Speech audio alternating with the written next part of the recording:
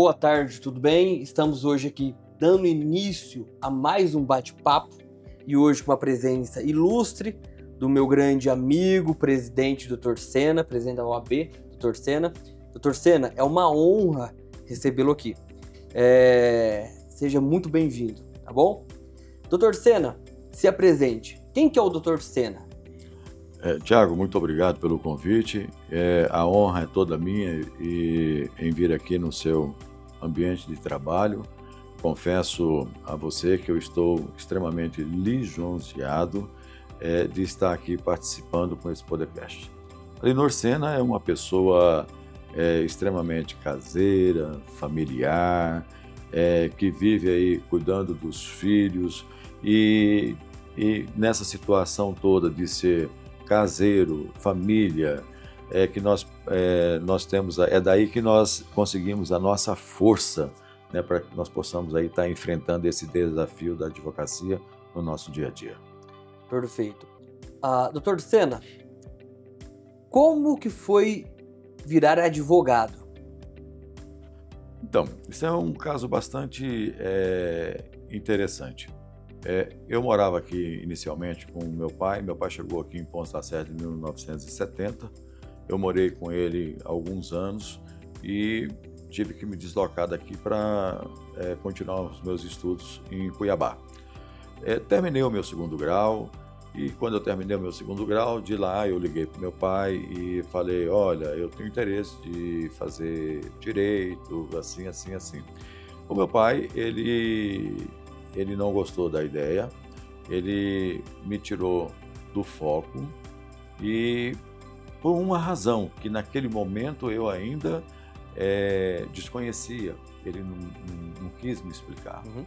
E depois eu obedeci e fui fazer um outro curso, eu fiz administração de empresa. Então, assim, que foi uma grande escola para mim. Mas com isso mexia muito comigo, que era direito que eu queria. Eu precisava entender o porquê que meu pai não concordava com aquilo. E depois eu fui entender que na época era uma questão de conflito agrário, conflito de grileiros aqui, os advogados daqui eram muito pressionados, ameaçados, outros mudavam daqui. Então meu pai, ele não queria aquilo para mim. Ele tinha medo que eu entrasse nessa área. E aí, mas eu sabia que algo mexia e depois eu acabei fazendo o curso de Direito e virando aí advogado. E que ironia do destino, na época, o direito agrário era uma área aparentemente perigosa, né, porque os advogados eram ameaçados, só que o senhor se formou e virou advogado criminalista. Por que advogado criminalista? Então, isso começou na faculdade, lá no núcleo de prática jurídica. Eu tinha um professor que é criminalista, que ele era muito estiloso.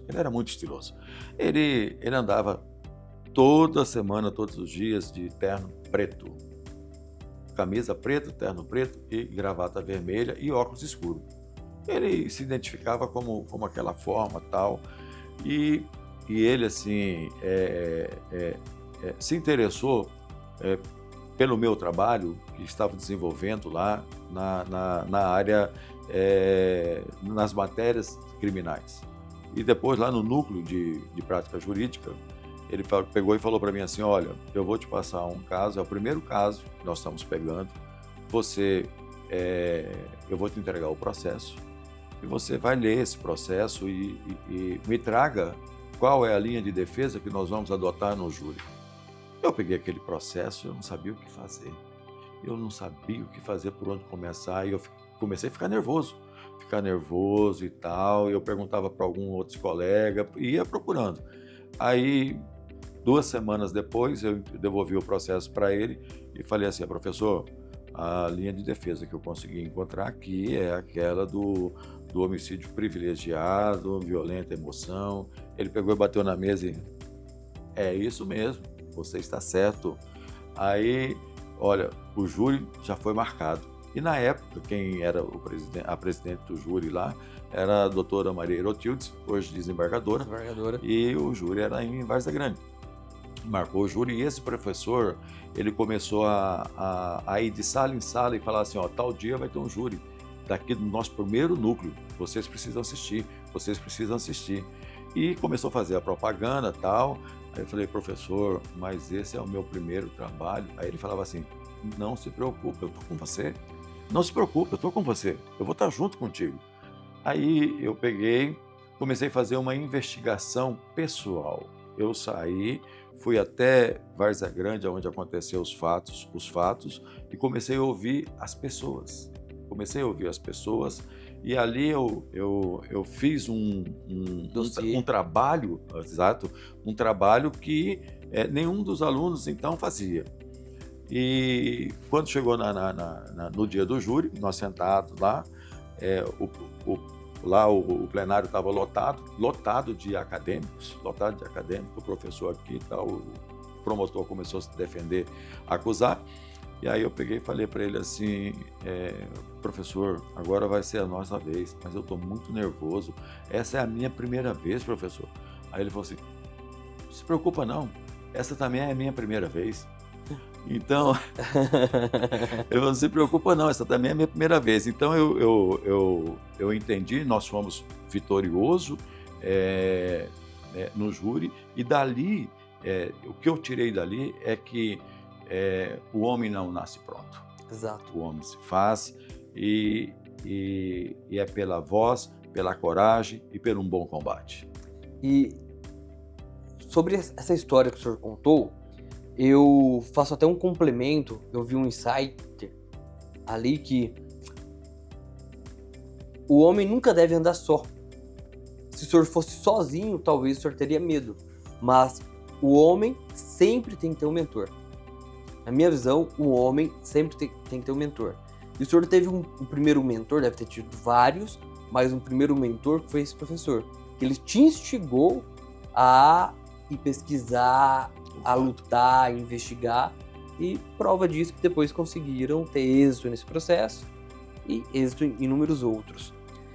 Falando deste caso, me conte um caso que marcou a sua vida como advogado. Olha, deve ter tido vários. Sim, mas sempre assim, o que é mais assim desafiador para nós, assim, advogado, é que nós, quando nós precisamos provar a inocência de alguém, quando nós precisamos provar essa inocência, é algo indiscutível, é um desafio. Então nós sentimos o peso da responsabilidade. Então defender alguém tem que ser com fé, com equilíbrio e coragem. Falando sobre isso, semana passada eu tive um bate-papo com um grande advogado aqui da nossa cidade, especialista em direito criminal também, Dr. Danilo. Grande abraço, Dr. Danilo Gonçalves. Também. E o Dr. Danilo falou algo interessante.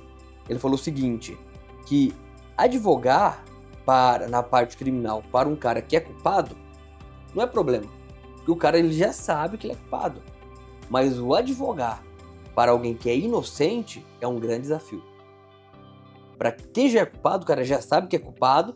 O trabalho do advogado ali é para quê?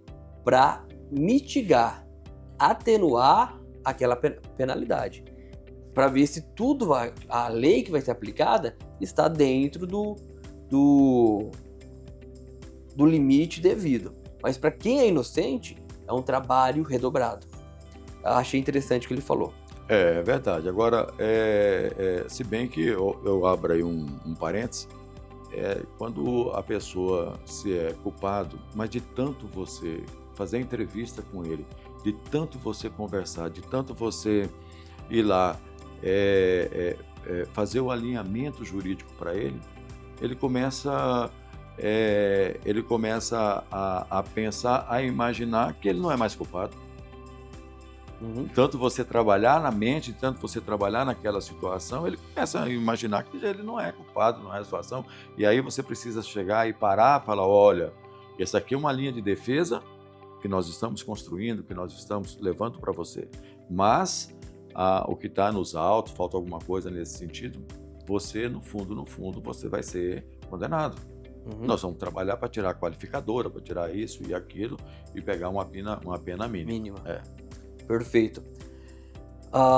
Eu quero, além de advogado, mais de 25 anos de experiência, o senhor também é presidente da OAB, agora aqui no município. Fale um pouco sobre isso. Como que surgiu o desejo de ser presidente da OAB e como tem sido a experiência? Então, eu comecei a participar da OAB ainda em Pontes de Lacerda como membro de comissão. E aí eu fui participando, porque quando você participa, você tem que se entregar. É tudo voluntário, é algo espontâneo, você não recebe absolutamente nada. Nem o presidente ganha? Nem o presidente ganha, nós não ganhamos absolutamente nada. Você tem que estar sempre disponível, você tem que ter tempo para desenvolver o trabalho do seu escritório e você ainda desenvolver a questão da OAB, participar da reunião, participar de todos os debates que ali for, e tudo voluntariamente. À noite, você tem que representar a OAB em determinado evento, determinada situação, você tem que deixar dos seus afazeres e ir voluntariamente, sorrindo, feliz, e é assim que eu faço. Eu vou com toda a felicidade do mundo defender, porque ali é a casa que eu tenho o maior orgulho de dizer que eu estou ali na OAB. Eu fui conselheiro, fui presidente de comissão de direito penal, depois eu fui conselheiro por 9 mandatos consecutivos. Uau. Eu morava em Vila Bela, depois mudei aqui para Pontes de Lacerda. Todo mês tinha sessão em Cuiabá.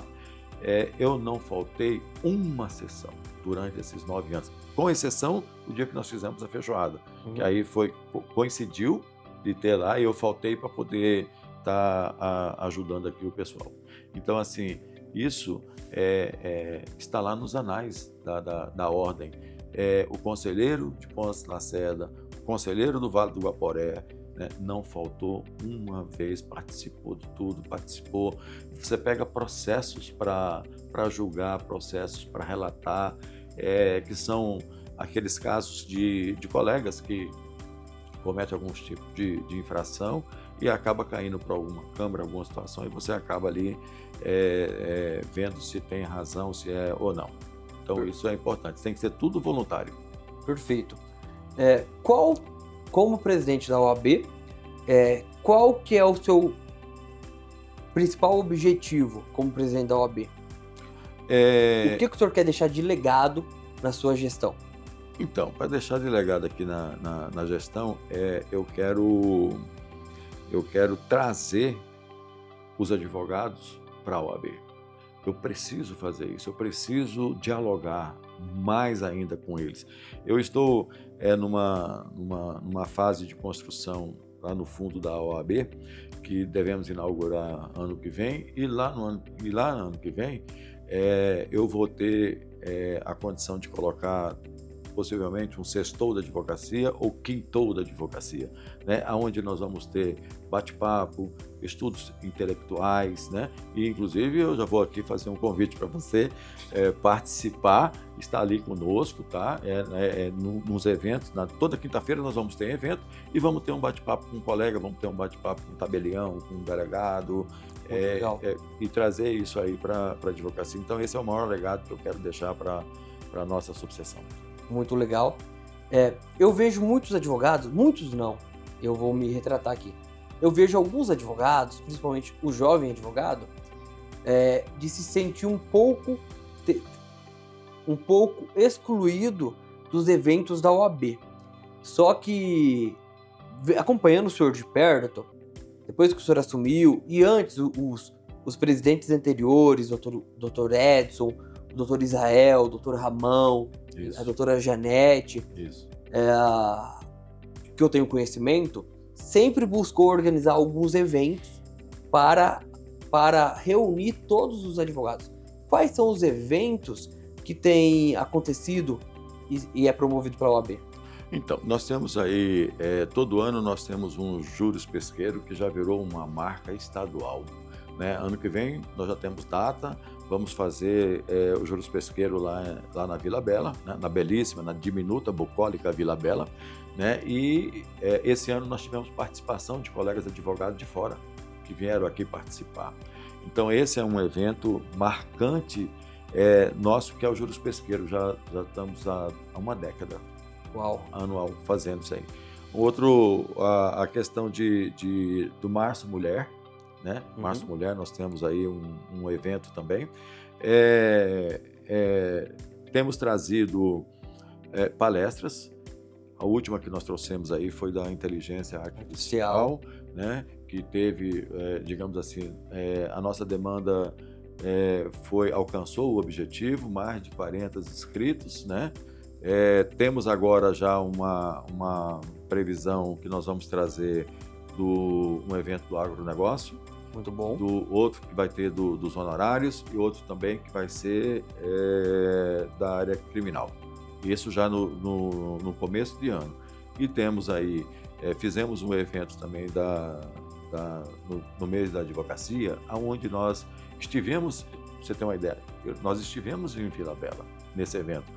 Nós fomos lá em Vila Bela comemorar com os advogados de Vila Bela. Vila Bela tem 20 advogados hoje. Fiquei feliz de ver Vila Bela com 20 advogados, porque antes era só eu e o Dr. Obadias, né? Nós não tínhamos nem com quem conversar, nem com quem dialogar, nem com quem trocar ideia. Hoje Vila Bela tem os advogados lá para trocar ideias, para bater um papo, etc. e tal. E aqui tivemos comemorando essa data aqui ali no pesqueiro do Serginho, tivemos 150 pessoas, quase 150 pessoas nós tivemos lá, famílias, tudo reunido. Foi extremamente bacana e deixou a gente feliz. E eu já convido o senhor também para participar, marcar essa data aí, que no dia 6 de dezembro nós vamos fazer a nossa confraternização da OAB. Isso para fechar, né?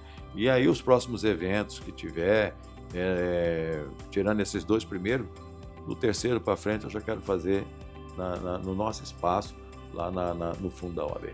Perfeito.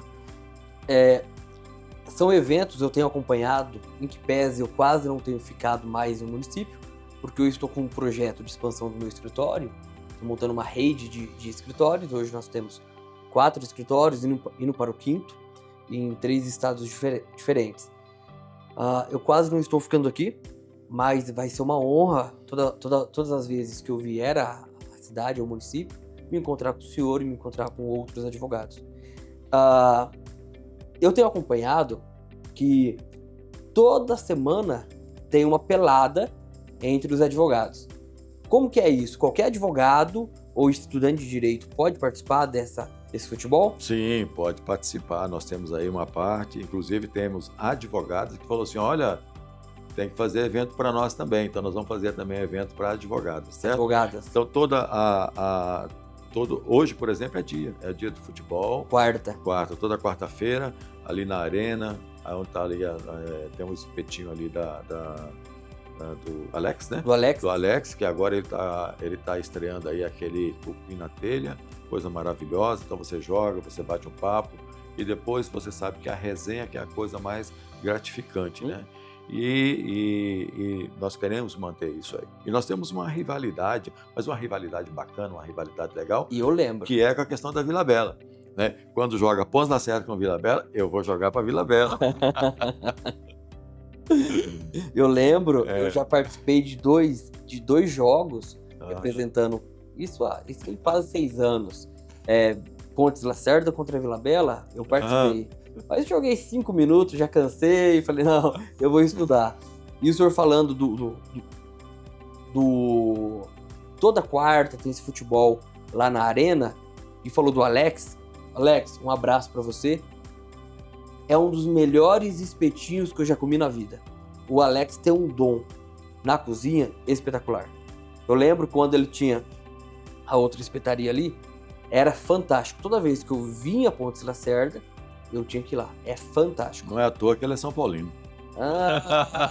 Tem que ter um defeito, Doutor Sena, hoje o senhor é presidente da OAB. Me explique para todos os nossos ouvintes, advogados, estagiários, como que é a divisão da OAB? Tem a OAB nacional, a OAB estadual e a OAB municipal. Como que é feito essa divisão? Tá. A OAB, hoje nós estamos chegando a aproximadamente 1.500.000 pessoas em todo o país. Uau! E lá nós temos o Conselho Federal. O Conselho Federal hoje é constituído por 81 conselheiros estaduais, né, que acabam sendo eleitos como conselheiro federal, 3 em cada estado. E depois ele é subdividido esse estado é dividido por seccional. Seccional que tem a sua diretoria, a sua composta, a sua diretoria, e depois ela é subdividida por subseção. A nossa subseção hoje aqui contempla Pontes Lacerda, Vila Bela, Jauru, Vale de São Domingo, Figueirópolis e Conquista do Oeste. Então nós temos advogados em todo esse município. Perfeito. O mandato de um presidente da OAB é de quanto tempo? 3 anos. 3 anos. 3 anos. Ocorre de quando em quando? O último foi quando? O último foi o ano passado. Nós assumimos esse ano e nós vamos até o final de 2027. 2027. Quem que pode ser presidente da OAB? É um advogado que tenha no mínimo 5 anos, né, de inscrição, que esteja ativo. Ele pode se candidatar, ele pode fazer uma chapa, pode se candidatar, pode ser presidente da OAB, pode ser tanto seccional como estadual. E aí, para ser um presidente de uma seccional, é uma composição muito maior, né? Porque só de conselheiros estaduais, são 81 vagas de conselheiros. Então, são 2 turmas, então é uma chapa gigante, né? Quando você vê na sua chapa, você tem que ter no mínimo aí, digamos, 100 pessoas. 100 pessoas. Para poder te ajudar. E hoje nós temos 37 mil advogados em Mato Grosso. Então, para se tornar presidente da OAB de uma subseção, a subseção é a OAB municipal, eu tenho que montar uma chapa que é composta por presidente, vice-presidente, primeiro tesoureiro, segundo tesoureiro e secretário. Como que é isso? Assim, presidente, vice-presidente, primeiro secretário, segundo secretário, uma tesoureira, um delegado da Caixa de Assistência. E essa é a minha diretoria hoje. E o conselheiro, como a nossa presidente, a doutora Gisela Cardoso, ela foi eleita, foi quem nós apoiamos, então nós conseguimos emplacar o doutor Ramon, que é o nosso conselheiro estadual, e o doutor Edson, que hoje ele é diretor da Caixa de Assistência. Ele representa dentro da Caixa de Assistência a região oeste. Então ele representa de Cáceres, Mirassol, Tangará da Serra, Comodoro, né? E é um dos nossos diretores. Tem muitos advogados ou recém-advogados que não sabem o que é a Caixa de Assistência. O que é a Caixa de Assistência? A Caixa de Assistência é o que cuida do advogado, né? Eu estive numa palestra recentemente com a questão da área da engenharia, perícia de engenharia, e lá falou-se uma perita muito simpática, por sinal, e ela disse o seguinte, que a mútua tem muito mais dinheiro do que a Caixa de Assistência. Eu concordei com ela. Eu concordei com ela porque a mútua para cada reforma, para cada ART que o engenheiro emite ali, X% vai para ela. Então, assim, vai para a multa e tal. E só sei que no final eu falei o seguinte, olha, então você me empresta uma carteirinha da mútua aí, porque eu quero ver se eu compro um automóvel para a nossa OAB, né, que a nossa não temos, né? Mas assim, a Caixa de Assistência, ela ajuda o advogado, nós temos plano médico, o advogado tem assistência médica 24 horas por dia, temos a OAB prévia, que o advogado não se aposenta. Se ele não tiver uma contribuição, se ele não tiver um plano dentro da OAB prévia, ele vai ter dificuldade de aposentar e vai trabalhar ad eterno, digamos assim. Né?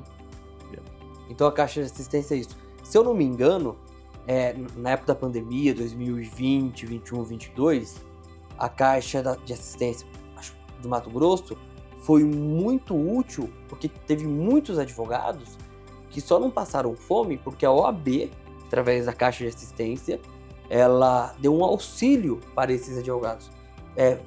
Isso é uma verdade, não é? Sim, foi na época do ex-presidente Leonardo Campos, né, que teve lá, o Ítalo era o presidente da Caixa, e ele contribuiu e ajudou bastante esses advogados. E hoje nós temos, a Caixa de Assistência tem um empréstimo para os jovens advogados de R$15 mil, para ele tentar abrir o escritório, fazer alguma determinada situação, e com um prazo bacana. Inclusive, nós temos agora marcada para o dia 13, 14 de novembro, o nosso segundo colégio de presidente, que ocorrerá lá em Sorriso, onde eu vou propor, através da proposta para os presidentes, que esse benefício, esse requisito, ele seja reavaliado, porque às vezes existe advogado aí com 40 anos, 45 anos, que é novo advogado, mas pela idade ele não pode fazer um empréstimo. Entendi. Né? É uma sugestão muito válida. Sugestão muito válida. Então, como o senhor falou, o cara que quer se tornar, o advogado que quer se tornar presidente da OAB, ele monta uma chapa e concorre às eleições da subseção. E, além disso, temos a seccional. Cada estado tem uma seccional. Certo. Também monta uma chapa. Isso. As eleições municipais consegue, dependendo for, indicar alguns conselheiros estaduais. E a seccional estadual consegue indicar 3 conselheiros federais, que ao total 27 estados, temos 81 conselheiros federais, correto? Correto. E esses conselheiros federais, ele elege o presidente da seccional federal? Ele elege o presidente do Conselho Federal? Do Conselho Federal, que hoje, pela segunda vez, é o Dr. Beto Simonetti. Beto Simonetti. Dr. Sena, qual que é a importância do advogado para a sociedade? Olha, o advogado, ser um advogado não é justiça. Ele é extremamente importante, né? Eu diria que especialmente o advogado do interior, aonde às vezes a justiça não chega, mas lá está o advogado para poder fazer justiça. Então ele é imprescindível para a sociedade. E ele está ali no artigo 133 da Constituição Federal. Que fala que o advogado é indispensável para a justiça. Tem uma frase que me impactou muito na faculdade, que fala o seguinte: a advocacia não é uma profissão de covardes. Qual que é o reflexo dessa frase para o senhor? O que o senhor entende dessa frase? Olha, essa frase é porque o advogado ele não pode ter medo do enfrentamento. Ele não pode ter medo do enfrentamento. Eu diria, ainda teve um cliente meu aqui recentemente que falou assim: olha, mas eu estava com outro advogado, só que ele tem medo de ir lá, né? Porque, digamos assim, vai ter que trabalhar com relação com a Polícia Federal. Ele não vai, mas o advogado ele não pode ter medo, ele tem que ir. É o munus dele. Ele foi otorgado para defender o direito daquele cliente. Agora, não se pode misturar a questão dos clientes com o advogado, né? Então, por isso que o advogado ele precisa ser combatente, ele precisa ser corajoso, e estando ali e tratando todo mundo com urbanidade, né? Com respeito, ele chega, ele vai conquistar, com certeza. Perfeito. Nós temos visto que alguns advogados, no exercício da profissão, têm sido agredidos de algumas formas.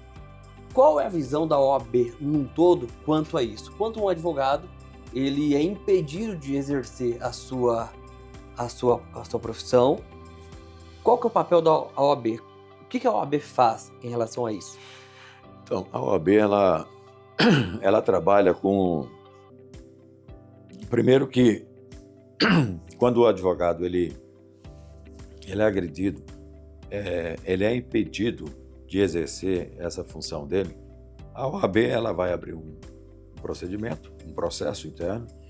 Ela vai notificar, tem que ter o contraditório, ela vai notificar a autoridade coautora, a autoridade que foi ali. Se ela quiser responder, ela pode responder, como se não quiser, e vai chegar até no conselho, onde eu estava, até no conselho, para ver se aquela situação foi de fato o dever foi violado de fato a prerrogativa daquele advogado.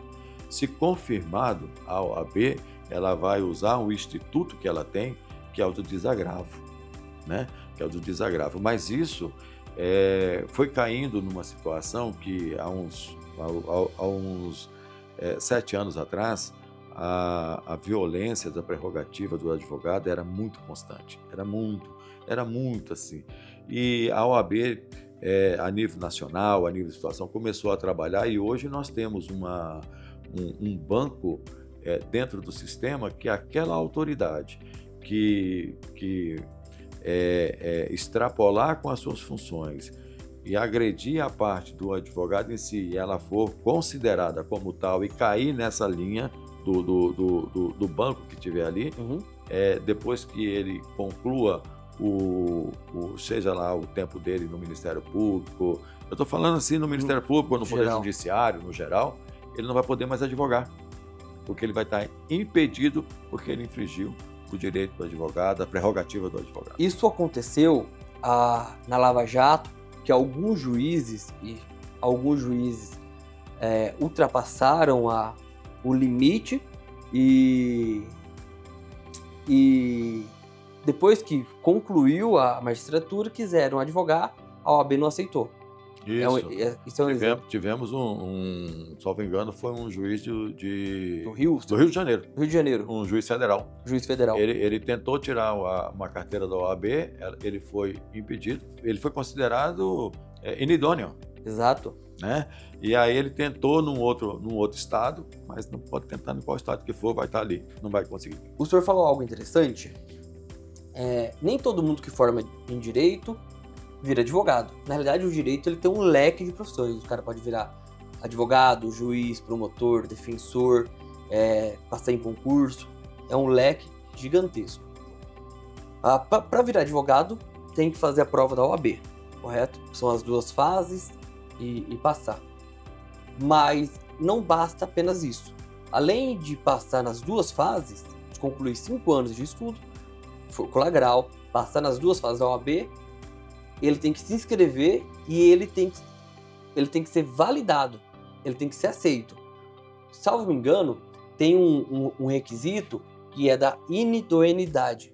Explique sobre isso. Qualquer alguém que já cometeu algum crime, ou alguém que é uma pessoa de mau caráter, ou alguma coisa nesse sentido, qualquer um pode se tornar advogado ou não? Não. Essa questão do advogado que ele inidôneo, quando ele tem uma questão de inidôneo, é porque ele deve estar respondendo a algum processo que abalou a sociedade como um todo. Então, houve aquela situação do abalo, houve uma situação nesse sentido. Então, naquele momento, ele é inidôneo. Ele não consegue a carteirinha da OAB. Existem N de casos que nós podemos relatar. Eu vou citar por exemplo, aqui, um advogado que responde por uma questão de Maria da Penha, aquela situação que agrediu e que impactou naquele lugar que ele estava, ele não consegue a OAB. Enquanto ele não pagar por isso, enquanto ele não ficar isento, ele não consegue. Muito, muito bom. E o caso do advogado que ele está tentando exercer a sua profissão e é impedido por alguém. Ele tem a disponibilidade de ligar para alguém da OAB e ter um apoio, um auxílio? Como que é isso? Como assim? Um exemplo, um advogado... Você fala da prerrogativa? Da prerrogativa. Da prerrogativa é o seguinte, nós temos, aqui na nossa subseção, nós temos um número de telefone que ele é disponibilizado 7 dias e 24 horas por dia. O Dr. Hilman é o nosso presidente das prerrogativas. É um advogado extremamente atuante, nunca é, é, ele nunca deixou de atender às situações. E sempre quando precisa de ajuda, e aí ele acaba ligando para o presidente, acaba ligando para os colegas, e aí nós, Vai em nesse massa. aspecto, a nossa ordem ela é bastante unida, e aí nós vamos junto e tal, e atender o colega. Eu fiz esse comentário porque, para o jovem advogado, o cara ele é jovem advogado e às vezes ele tem medo de advogar porque sozinho. Aí quando um juiz, ou quando um policial, ou quando algum membro do Ministério Público fala mais alto, ele fica acanhado. Ou é ofendido. Então, se o cara é jovem advogado, ou é um advogado, e ele passar por alguma situação constrangedora, então para deixar muito claro que ele pode ligar para a OAB, Para a OAB, que é o número da prerrogativa. Da OAB, e aí ele ser pode assistido. procurar e ele vai ser assistido. Eu posso dizer um exemplo recente de um jovem advogado que precisou atender o pessoal aí do garimpo, onde as forças policiais estariam despejando esse pessoal, queimando automóveis, aquela situação toda. E esse jovem advogado, ele foi contratado para atender essa demanda a altas horas da madrugada, e aí é que faltou uma questão da experiência do jovem advogado. Numa demanda como essa, onde os nervos estão à flor da pele, que o pessoal do IBAMA, da polícia, para queimar a máquina, queimar a situação, o advogado sozinho, ele não pode ir numa demanda como essa, que ele vai sofrer algum tipo de retaliação, algum tipo de dissabor. Né? Vai encontrar o pessoal tudo armado até nos dentes, nervoso, e o advogado sozinho chega lá, vai fazer o quê?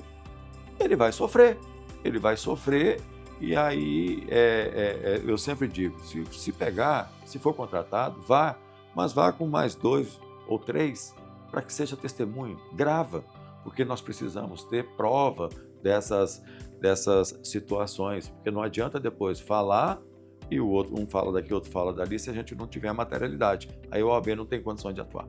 Perfeito. Nós já falamos que o advogado ele é indispensável para a justiça. Nós também temos o Ministério Público, nós também temos os juízes. Há uma hierarquia, o juiz ele tem mais poder que o advogado, o Ministério Público tem mais poder que o advogado, ou não? É igualitário? Como que é isso, doutor Senna? Olha, é um tripé, né? Nada funciona se não tiver os três no mesmo patamar, no mesmo nível. O que tem que ter são respeito recíproco. As instituições, elas nunca vão deixar de existir. Às vezes, um advogado pode se exaltar, um promotora pode se exaltar, como também um juiz às vezes pode se exaltar, mas as instituições elas estão ali para serem, para estar presente em todas essas situações. E a OAB, ela atende, ela age a quem muitas vezes que as pessoas não vê, as pessoas não conseguem enxergar como a OAB trabalha. Eu vou te dar um exemplo que é com relação, por exemplo, assim, na falta de delegado de polícia. Faltou delegado de polícia aqui, faltou a OAB, ela vai estar indo para Cuiabá, ela vai estar indo ao governador, ao secretário, pleiteando para que seja designado delegado na nossa comunidade, na nossa região. E assim é com o Ministério Público. Não tem promotor, não tem uma situação, nós estamos atuando, e assim também é com o juiz. Não tem juiz na comarca, nós estamos buscando no tribunal, estamos buscando resignação, tem novos juízes que vão estar aí assumindo agora no início do ano, outros juízes estão aí fazendo aquela remoção, né?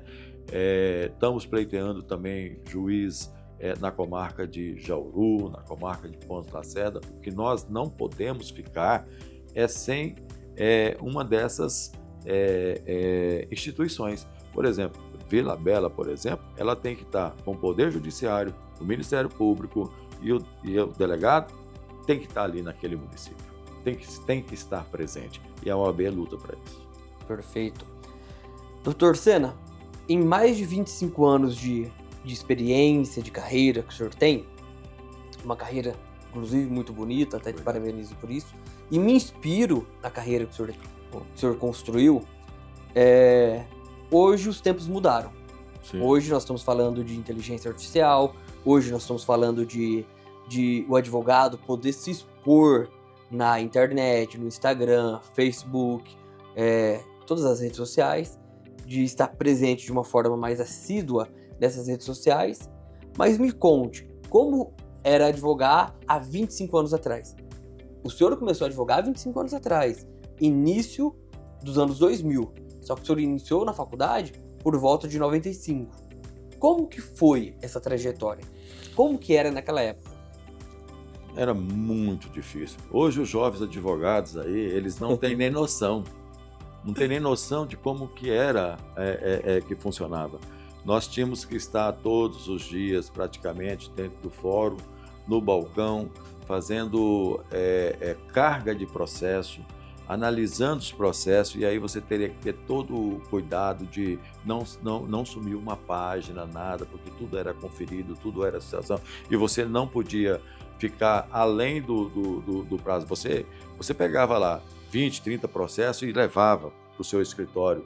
Você tinha que dar conta, se você fez carga de tudo aquilo ali, você tinha que dar conta de tudo isso aí. Então, assim, eu lembro muito bem que na época, ali em Vila Bela, como era eu e o doutor Omar Dias, e nós fazíamos, às vezes, da Defensoria Pública, porque não tinha Defensoria Pública, então nós éramos nomeados para atender aqueles mais vulneráveis, né? E aí acumulava com as questões dos clientes do seu escritório. E aí você tinha que pegar processo, despachar, peticionar, imprimir, né? Imprimir, ir lá, protocolar, e não podia sumir, porque você tinha a prova. Muitos colegas, eu lembro do doutor André Silveira. O André Silveira, não que ele tenha 25 anos, o André Silveira é mais novo, muito mais novo, mas ele pegou um período de processo que tinha que fazer carga, e ele usava um livro de protocolo, dele, para a segurança dele. Eu peguei esses processos, estou devolvendo esses processos aqui, dá o recebido aqui. Então era tudo esse tipo de cuidado. Então hoje é completamente diferente, porque hoje é tudo digitalizado, né? A OAB, por exemplo, nós fizemos a eleição o ano passado eletrônico. Foi Verdade. Era eletrônico. Você votou eletronicamente ali, pá. Exato. Né? Então, assim, porque antes tinha aquela dificuldade de levar a urna para determinada situação, colocar. Hoje não, hoje a parte virou tudo digitalizado. O senhor falou ali a parte que antigamente os processos eram físicos, o advogado tinha que ir no fórum, pedir carga do processo, tirar o processo do fórum e levar para o seu escritório, e tinha um prazo de no máximo uns 15 dias para poder devolver. E quando devolvia, ele pegava, fazia o protocolo, e eu peguei essa fase. Eu formei em 2015, quase 10 anos já. Formei em 2000, passa rápido, hein? Quase 10 anos. Só que eu entrei em um escritório de advocacia, como estagiário, no primeiro ano da faculdade. Então, o estagiário fez tudo. Então, eu tinha que ir no fórum, levar. E se eu não pegasse o protocolo, a assinatura do servidor ali. Você tá louco. Era uma segurança. Inclusive, isso me salvou uma vez em Vila Bela. Mas isso eu já era advogado. 2016, eu devolvi um processo em Vila Bela e o processo sumiu. Eu peguei o protocolo. 3 meses depois, eu recebi um ofício do magistrado pedindo que eu desse conta do processo. Aonde estava o meu protocolo? Onde estava? Procurar, encontrei o meu protocolo, falei, tá aqui. Aí houve uma pesquisa lá dentro do fórum e encontrou um processo perdido em um outro local, escanio. Em um outro escanio. Então, exatamente. Eu poderia receber até uma advertência ou uma penalidade por conta daquilo. E hoje os processos são tudo eletrônico, mas o senhor falando ali me trouxe a memória de uma história que uma pessoa, ela pegou um dinheiro com uma outra e devia lá um cheque, sei lá, um cheque de 100 mil reais. E a pessoa, o devedor não pagou, o credor foi lá e executou aquele cheque, entrou com um processo de execução para receber aqueles 100 mil reais. Na realidade era mais de 1 milhão. E um dia, o advogado do devedor, o que ele fez? Ele foi no fórum, porque tinha um balcãozinho assim, o advogado ele pedia vista do processo, era desse jeito, não era? Uhum. Pedia vista do processo, mas ele não retirava dali. Ele só queria olhar, ele viu o processo ali No balcão. no balcão. Olhava no balcão. Então não tinha registro que o advogado tirou. E os servidores continuavam fazendo outras coisas. E o servidor, isso eu ouvi, tem uns 15 anos, o servidor escutou. Quando ele foi lá ver, o advogado estava comendo a carta, o cheque. Por quê? Porque se não tem carta, não tem cheque, não tem título executivo, não tem dívida, sabe? Era todo... Aí foi um... Que absurdo. Foi um bafafá na época, mas essa mudança de processos, de formas de processo. E qual que é a visão do senhor agora com a tecnologia, com a inteligência artificial?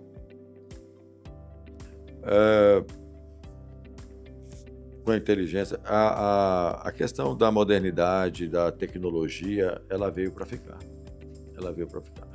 Mas ela não vai substituir o ser humano, não vai substituir o advogado. É por isso que eu sempre digo que é importante para que o advogado ele possa fazer o atendimento, porque é emoção. Né? Ele vê no cliente, ele vai ter a percepção daquela toda a história que o cliente está passando para ele, mas a tecnologia em si, ela vai otimizar o trabalho do advogado. E o que o senhor acha, qual que é a tua visão a respeito do advogado nas redes sociais? O advogado, hoje a presença a presença digital é indispensável. As redes sociais são vitrine de credibilidade, né? Então, assim, o advogado ele deve se posicionar com responsabilidade, com ética e conteúdo, mas sem sensacionalismo. Vou te fazer uma pergunta agora. O que o senhor diria para um jovem advogado que está começando agora na advocacia? Qual o conselho o senhor daria para um jovem advogado? Calma, tenha paciência. Você tenha credibilidade, paciência, porque você vai conseguir sobressair da advocacia, colocando um tijolinho por tijolinho, passo por passo, cliente por cliente. Então você precisa ter paciência e calma e perseverança. Qual é o valor inegociável para se construir uma carreira sólida e respeitada na advocacia? Ética, lealdade e humildade. Esses são 3 pilares que sustentam a trajetória duradoura e honrada de uma advocacia. E caminhando para o fim, o que significa ser advogado para o senhor? Justiça. Justiça. E a última pergunta, na verdade não é uma pergunta, qual mensagem o senhor deixaria para os jovens advogados?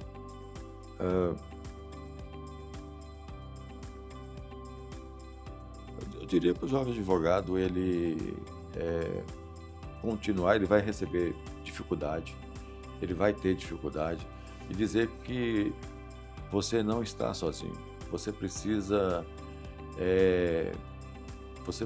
ir para a OAB, você precisa fazer parte de uma dessas comissões temáticas, você precisa fazer network com os demais advogados. Os advogados mais experientes, eles não são concorrentes seu, eles são aliados à advocacia como um todo. Então você precisa se interagir, se entregar e servir a advocacia. Perfeito. Só dar uma pausa.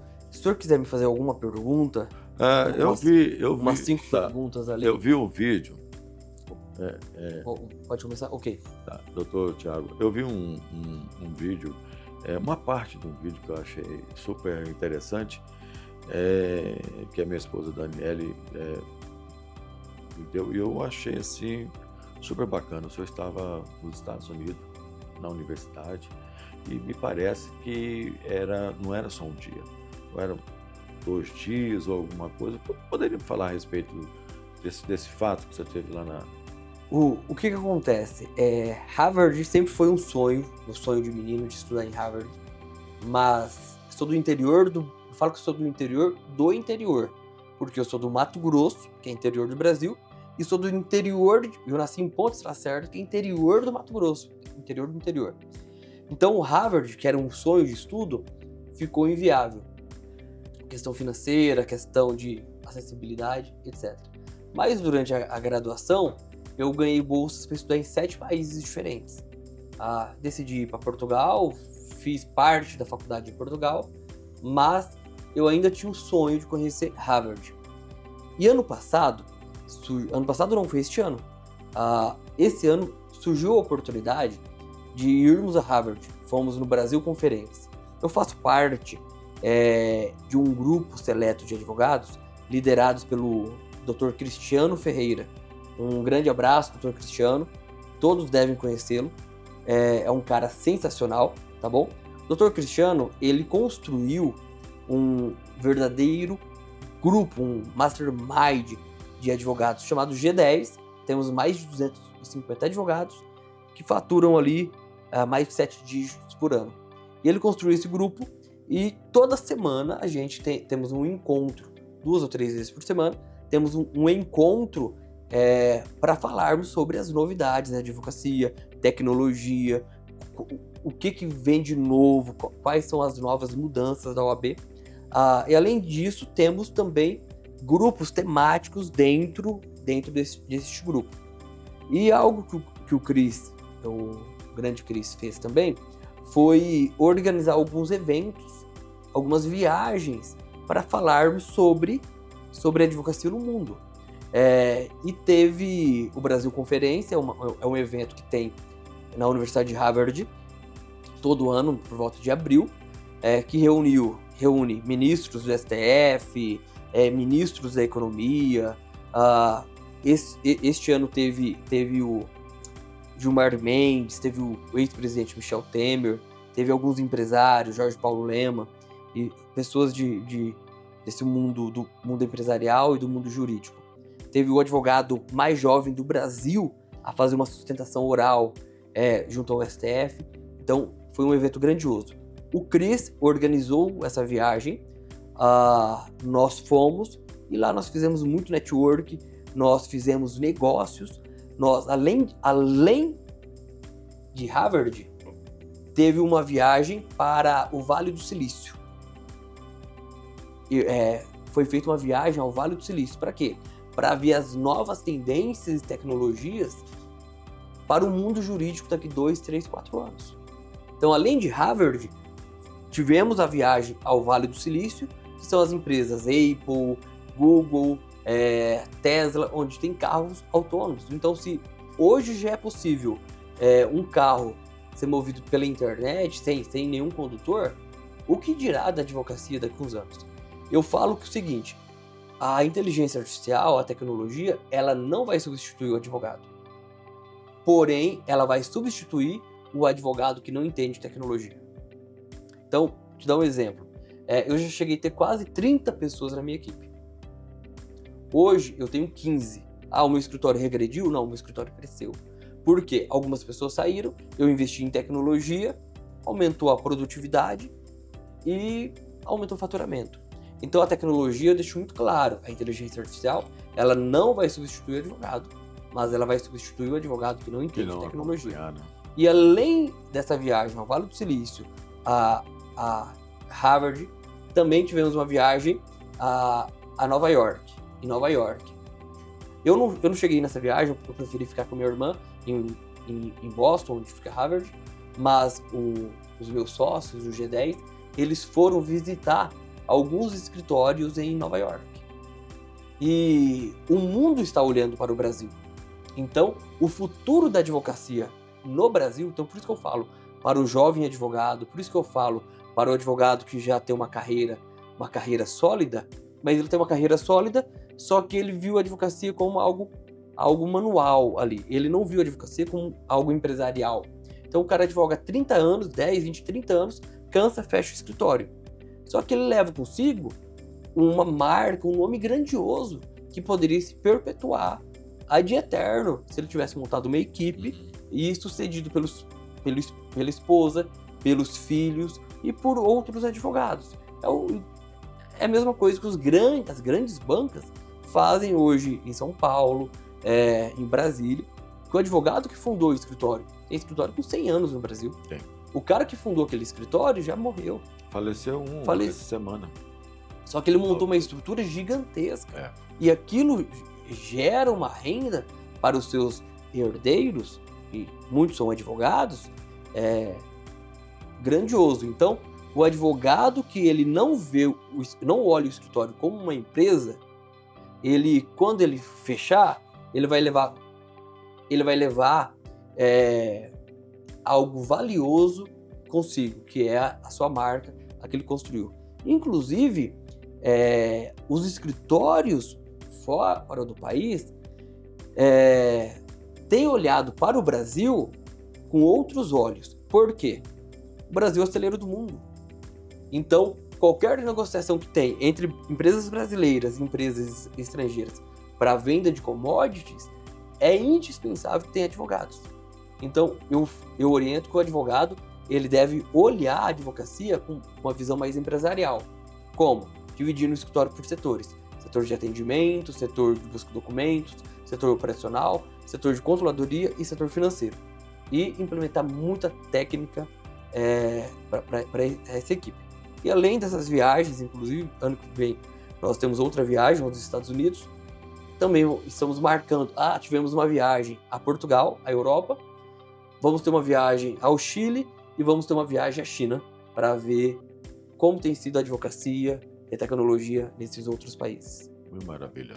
Doutor Tiago, eu me lembro que no ano de 2018 para 2019, o senhor trabalhava no modesto escritório aqui em Ponce Lacerda e que fazia até dividia com o meu sobrinho, o engenheiro Bruno Milha. Grande Bruno, Brunão. Bruno Milha, né?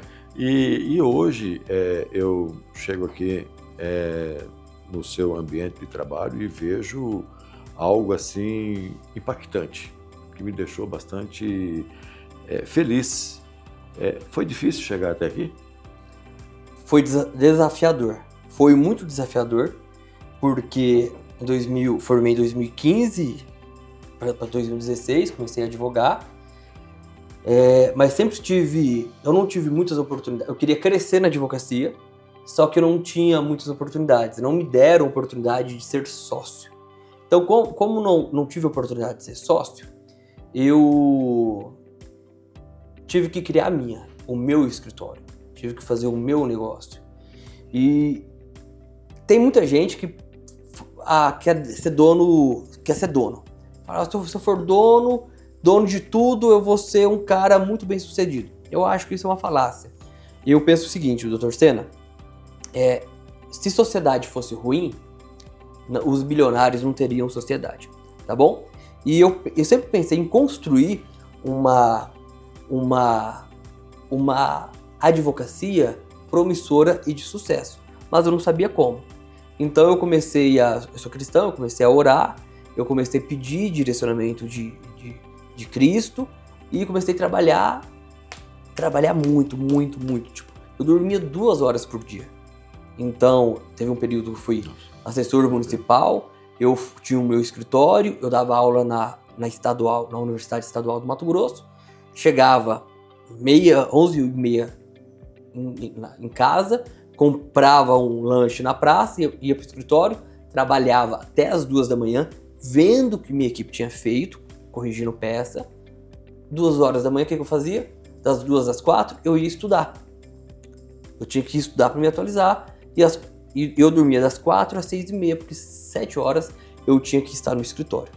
Então eu fiz isso por muitos anos. Por muitos anos. E eu sempre fui um cara que busquei olhar na contramão do mundo. Peraí, o que eu posso? Se a multidão tá indo aqui, o que eu posso fazer de diferente? Então eu comecei a...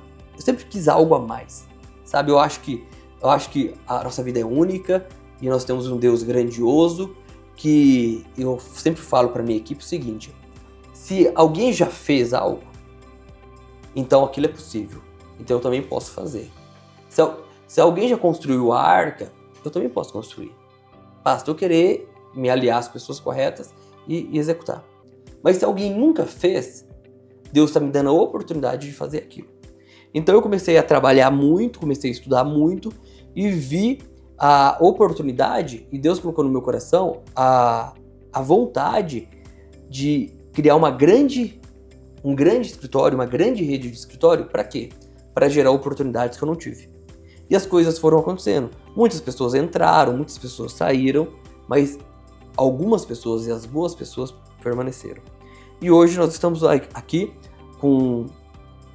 caminhando a passos largos, temos clientes em mais de 23 estados brasileiros, temos clientes nos Estados Unidos, Europa, Argentina, Bolívia e Israel. Então, graças a Deus, as coisas têm acontecido e é isso. Isso aí. Doutor Sena, Parabéns. muito obrigado pela tua presença. Agradeço. É uma Parabéns. grande satisfação recebê-lo.